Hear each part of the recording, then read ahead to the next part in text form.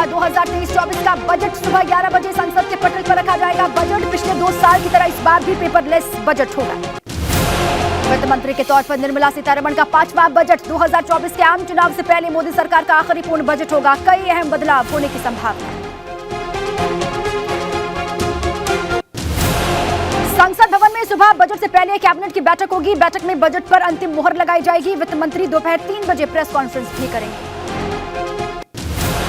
Budget से लोगों को काफी उम्मीदें। कृषि, शिक्षा, इनकम टैक्स स्लैब पर रहेगी नजर। हेल्थ और सरकारी योजना को लेकर भी कई उम्मीदें।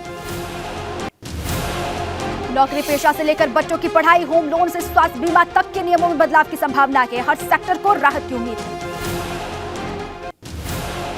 किसानों के लिए कई ऐलान कर सकती है सरकार। फसल बीमा, ग्रामीण सड़क, बुनियादी ढांचे और कम से कम लागत वाले आवास के निर्माण पर दे सकती है जोर। देश में मैन्युफैक्चरिंग को बढ़ावा देने पर भी फोकस। चीन के बाद दुनिया का मैन्युफैक्चरिंग हब बन सकता है भारत। सरकार इसके लिए कुछ विशेष पैकेज की कर सकती है घोषणा।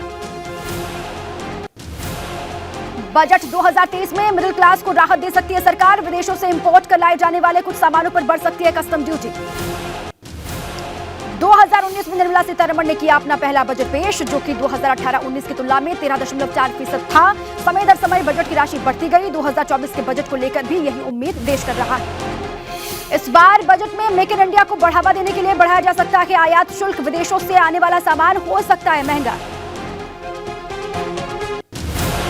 होम लोन में इस बार के बजट में कुछ राहत मिल सकती है। फिलहाल ब्याज पर 2 लाख तक की छूट दी जाती है। उम्मीद की जा रही है कि इस बार के बजट में ये छूट 3 से 4 लाख तक की जा सकती है।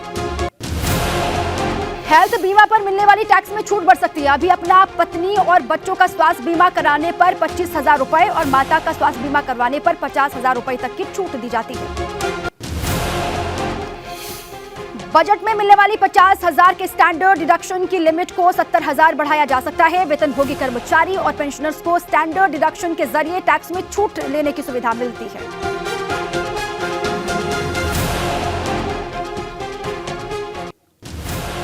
कृषि और किसानों के हित को देखते हुए बजट में खास ऐलान किए जा सकते हैं। कृषि उत्पादों का व्यापार करने वाले व्यापारियों को टैक्स में छूट दी जा सकती है। चीन और पाकिस्तान की नापाक हरकतों का जवाब देने के लिए रक्षा बजट को पिछले साल की तुलना में बढ़ाया जा सकता है। स्वदेशी हथियारों के विकास और खरीदारी पर जोर रहेगा। चीन की तरफ से लगातार हो रही घुसपैठ की घटनाओं को देखते हुए एलएसी के आसपास के इलाकों में नए निर्माण कार्य और प्रोजेक्ट को लेकर भी बजट में प्रावधान रखा जा सकता है।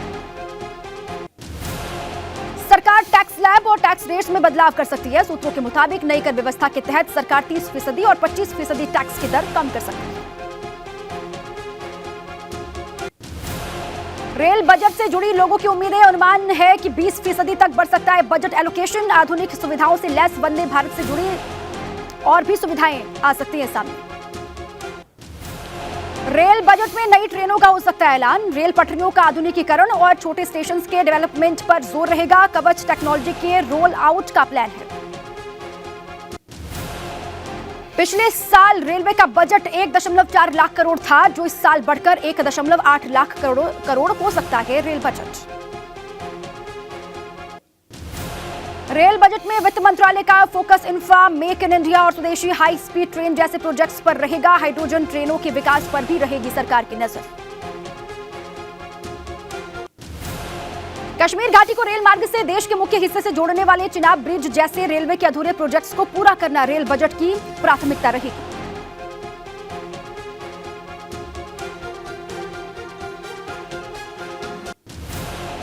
रेल बजट में सरकार semi high speed Vande Bharat ट्रेनों के 400 से अधिक नए रैक और हाइड्रोजन यात्री ट्रेनों की भी घोषणा कर सकती है।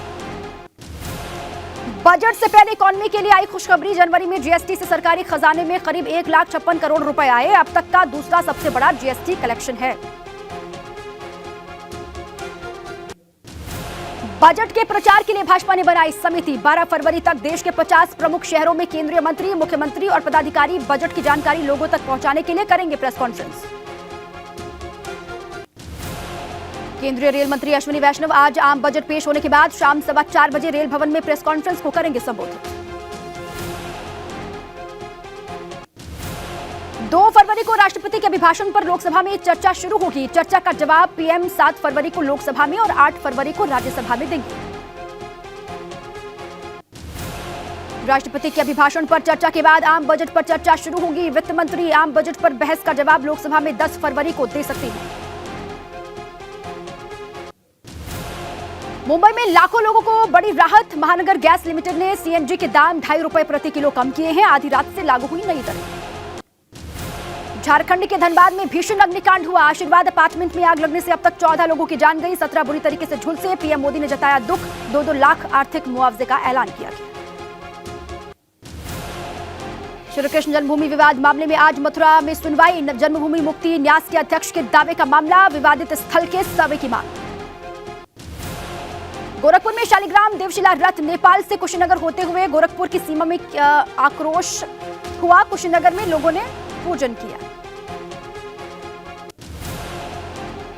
कुशीनगर में शालिग्राम शिला का दर्शन पूजन। अयोध्या की कार्यशाला जा रही है, दोनों शिलाएं दर्शन करने के लिए जमी रही श्रद्धालुओं की भारी भीड़।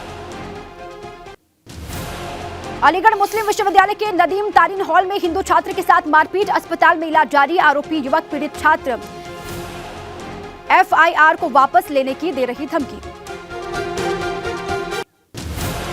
मथुरा में कपड़े के शोरूम में लगी भीषण आग, लाखों के कपड़े जलकर खाक। दमकल की गाड़ियों ने बामुश्किल आग पर पाया काबू।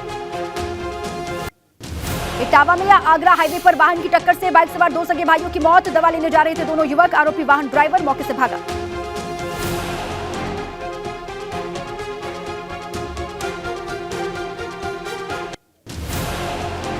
आगरा के मलपुरा में बंद पड़े मकान में मिला महिला का शव, ग्रामीणों का लगा जमावड़ा। पुलिस ने शव को कब्जे में लेकर पोस्टमार्टम के लिए भेजा।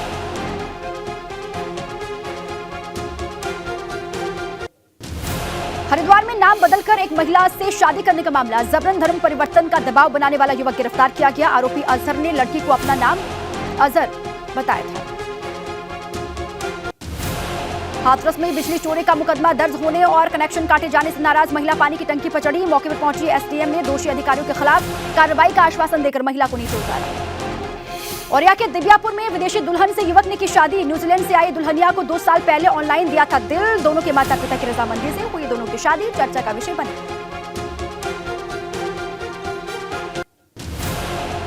अंबेडकर नगर में एक्सपायर हो चुके सैनिटाइजर का रैपर बदलकर बाजार में बेचने की तैयारी का हुआ खुलासा। वीडियो वायरल होने से मचा हड़कंप, प्रशासन ने शुरू की जांच पड़ताल। लक्सर में चाइनीज मांझे का जमकर हो रहा है इस्तेमाल। लक्सर के फ्लाईओवर पर हर रोज चाइनीज मांझे से राहगीर हो रहे हैं घायल। उपजिलाधिकारी से मिलकर लोगों ने की कार्रवाई की मांग।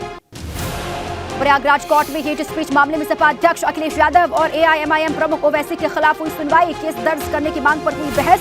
अब 14 फरवरी को आएगा फैसला। जालौन में खेत पर काम कर रही वृद्ध महिला को युवक ने मारी गोली, गंभीर रूप से घायल हुई महिला। परिजनों ने सीएससी में करवाया भर्ती, पुलिस ने लिए पकड़ा। रुड़की के पिरान कलियर में कलयुगी पिता की हैवानियत का मामला, नाबालिग बेटी से दुष्कर्म का लगा आरोप। मां की शिकायत पर पुलिस ने पॉक्सो एक्ट में मामला दर्ज किया।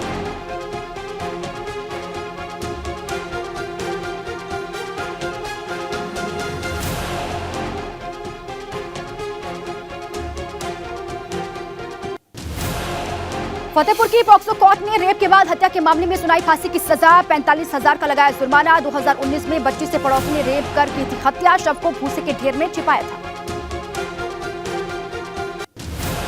फतेहपुर में पुलिस और एसओजी टीम ने मुखबिर की सूचना पर जंगल में चल रही अवैध शस्त्र फैक्ट्री का खुलासा किया। भारी मात्रा में तमंचा, कारतूस और शस्त्र बनाने के उपकरण बरामद किए हैं। 2 छात्र गिरफ्तार। राजधानी लखनऊ के ओलंपिया जिम में आग लगने से हड़कंप, फायर ब्रिगेड की 2 गाड़ियों ने पाया काबू। आग से झुलसा शख्स सिविल अस्पताल में भर्ती। बांदा में तेज रफ्तार एसयूवी ने टेंपो में मारी जोरदार टक्कर। टेंपो सवार 2 लोगों की मौके पर ही मौत, 7 लोग घायल। पुलिस ने घायलों को अस्पताल में करवाया भर्ती। फिरोजाबाद में ब्रिजा कार और ओमनी वैन हुई जबरदस्त हादसे का शिकार। हादसे में घायल 18 लोगों में कई लोगों की हालत गंभीर है। ट्रॉमा सेंटर में भर्ती करवाया गया। दोनों गाड़ियां क्षतिग्रस्त। मथुरा के राया में नींद का झोंका आने से मकान की दीवार तोड़कर खड्डे में गिरी कार। बरेली से बालाजी के दर्शन के लिए जा रहे थे कार सवार युवक। प्रतापगढ़ में न्याय के लिए किया गया अनोखा प्रदर्शन। धोखाधड़ी की शिकार हुई 95 वर्षीय बुजुर्ग महिला को ठेले पर लेटाकर पोस्टर के साथ पूरे शहर में घुमाया गया। यमुनोत्री धाम से सामने आई बर्फबारी की खूबसूरत तस्वीरें। 2 दिन से खराब चल रहा है मौसम, जमकर हो रही है बर्फबारी। -6 डिग्री तक लुढ़का तापमान। सुल्तान कानपुर जिला सत्र न्यायालय पहुंचा सपा एमएलसी स्वामी प्रसाद मौर्य के विवादित बयान का मामला। एमपी एमएलए कोर्ट में ज्ञानेंद्र तिवारी ने वहां पर स्वामी प्रसाद मौर्य के खिलाफ दायर किया है परिवार। इटावा की जिला पंचायत बोर्ड बैठक में रखा गया प्रस्ताव। इटावा का नाम बदलकर मुलायम नगर करने का प्रस्ताव रखा गया। अखिलेश के भाई और जिला पंचायत अध्यक्ष अभिषेक यादव ने प्रस्ताव रखा। वाराणसी में चर्च में मंदिर के खिलाफ अभद्र टिप्पणी का मामला। चर्च प्रशासन ने अभद्र टिप्पणी को मिटाया। हिंदू संगठनों ने किया चर्च के बाहर हंगामा। चर्च के बाहर की नारेबाजी, पूरे बोर्ड को उतारने की मांग की। गाजियाबाद नगर निगम का एक बार फिर घोटाला आया सामने। राजनगर सेक्टर 7 में निर्माण विभाग में 42 से 50 लाख रुपए खर्च करके बनाई गई थी सड़क बनने के बाद उखड़ने लगी। शिकायत के बाद निर्माण विभाग में मचा हड़कंप। अमरोहा में 5 खनन माफियाओं के खिलाफ प्रशासन ने की कार्रवाई। मुनादी कर 96 लाख की संपत्ति जब्त। प्रशासन की कार्रवाई से हड़कंप मचा।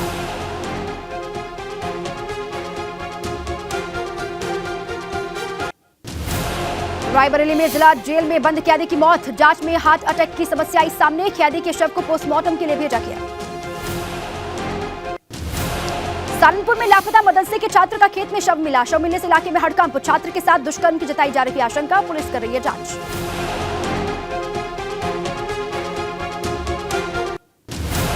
नोएडा में सेक्टर 58 के नाले में मिला अज्ञात व्यक्ति का शव मिलने से इलाके में हड़कंप। मौके पर पहुंची पुलिस जांच पड़ताल में जुटी। हत्या कर शव फेंकने की आशंका जताई जा रही है।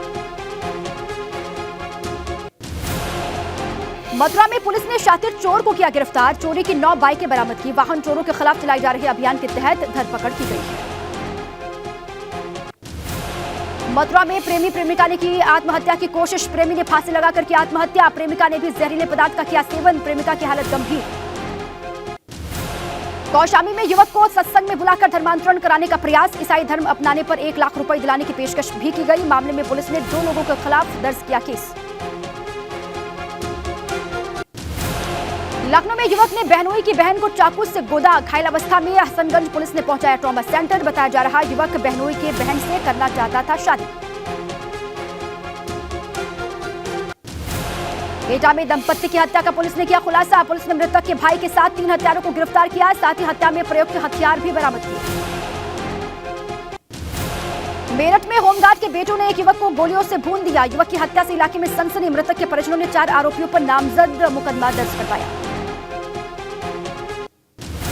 हिमाचल प्रदेश बना कोविड-19 फ्री राज्य। हिमाचल में अब नहीं है एक भी एक्टिव केस। कोरोना महामारी से हिमाचल में 3,12,704 लोग पॉजिटिव हो गए थे। 4,000 से ज्यादा लोगों की जान भी गई।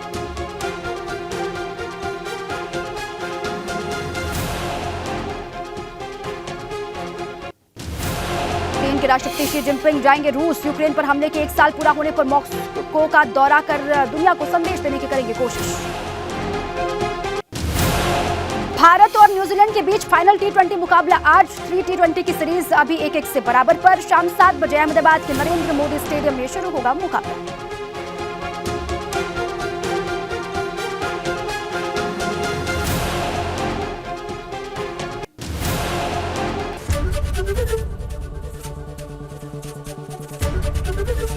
ABP गंगा, खबर आपकी, जुबान आपकी।